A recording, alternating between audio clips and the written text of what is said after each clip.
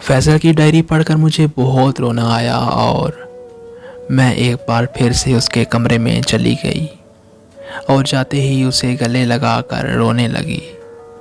वो थोड़ी देर तो साकिन रहा लेकिन फिर मुझे मारने लगा और इस दफ़ा मैं वहाँ से भागी नहीं बल्कि मार खाती रही। थोड़ी देर बाद उसने मुझे मारना बंद कर दिया और मुझे गले लगाकर मेरा नाम पुकारते हुए ज़ोर ज़ोर से रोने लगा। उसकी ज़ुबान से अपना नाम सुनकर मुझे बहुत खुशी हुई। इतने में मेरी दोस्त और उसके घर वाले भी कमरे में आ गए। अपने घर वालों को देखते ही फैसल फिर से पागलों वाली हरकतें करने लगा। फैसल का मेरा नाम पुकारना और मुझे गले लगा कर रोना इस बात की गवाही देता है कि उसे अभी भी मैं याद हूँ। फिर मैं रोज़ खाने के टाइम उसे खाना खिलाने जाती और घंटों बैठकर उससे हमारे गुज़रे कल की बातें करती। वो बस मेरी तरफ देखता रहता था मगर कोई बात नहीं करता था।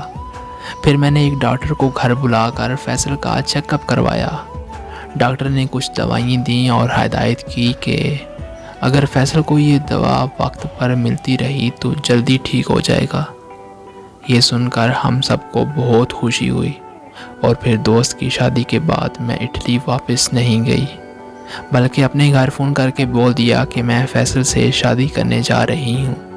मेरे अब्बू को जैसे ही ये बात पता चली तो वो पाकिस्तान आ गए और फैसल के घर आकर मुझे कहा कि चलो मैं तुम्हें लेने आया हूँ। मैं नहीं जाना चाहती थी मगर फैसल के अब्बू ने कहा यहाँ कोई तमाशा मत करना वरना हमारी बदनामी होगी, इसीलिए मैं चुपचाप अब्बू के साथ चल पड़ी।